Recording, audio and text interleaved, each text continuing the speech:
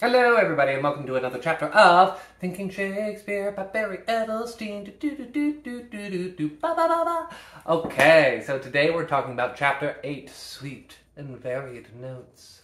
So this chapter is about the rhythm of Shakespeare's text, and it's not your typical definition of rhythm. Barry is using rhythm to mean how Shakespeare's characters organize their thoughts, right?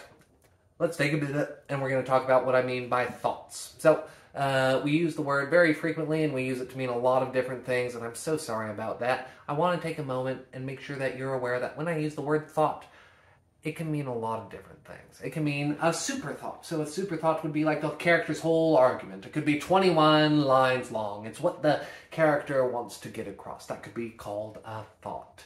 And then within that thought, we might, within those 21 lines even, we might have 5 lines that are specific to one aspect of that thought. And we could call those 5 lines a thought as well, because they're all about one thing. And then within those 5 lines, we might have 10 syllables. And as you know from watching my previous videos, Shakespeare's characters think 10 syllables at a time, and they think at the end of the line about the following line. And in this way, those 10 syllables, we can call those a thought as well. And within those 10 syllables, we can have what are called micro thoughts. So these micro thoughts are how the line changes, how the line matures and grows, or a moment of discovery, right? And so when we use the word thoughts, we can mean any number of things. And I'm going to try to be very granular, but what I want you to know is that keep your mind open to what you're defining as a thought. Okay, now that brings us into an item that I skipped in chapter 7, which was the concept of caesuras. So a caesura is a break in Shakespeare's line, the iambic line, the 10 syllables. It doesn't happen directly in the middle. It usually happens somewhere between 4 and 6 syllables. You're going to have a break. Now that can take many forms. It could be a comma, it could be a period, it could be a colon, it could be a semicolon, it could be an exclamation point, or, very importantly, it could be nothing. Okay? There's a caesura in every single one of Shakespeare's iambic lines, whether there is punctuation or not. Now, how you, as an actor, this is the time to prick up your ears. This is the part of the lesson that you want to pay attention to. Shakespeare's lines tend to grow to the end, as we've discussed previously, but not only do they grow to the end, but they also tend to change their shapes in the middle, right? That's part of the growth process.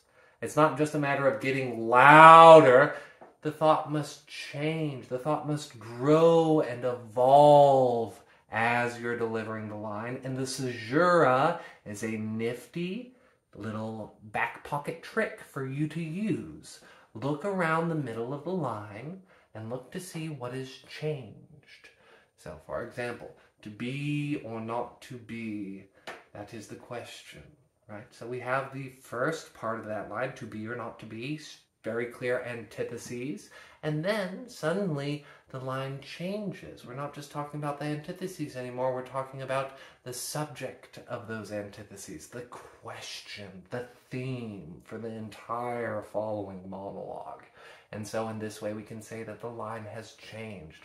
This is the point of this video. Your lines continue to grow and change even in the middle of the line. Right? So you've had the thought, you begin the thought, and the thought matures as you go through. And that maturity can take all sorts of different forms. It can be a discovery, it can be a discernment, it could be a sudden change in emotion. And in this way we keep the line alive and authentic. And in this way, it becomes easier for the audience to understand. Okay, so that's a very high-level overview of what we're discussing in this chapter. We're talking about the shape of Shakespeare's thoughts. In this lesson in particular, we've been talking about caesuras and how they can be used by you, the actor, to keep your thoughts and your lines alive. Thank you so much, everybody. And please, don't forget, go Shakespeare!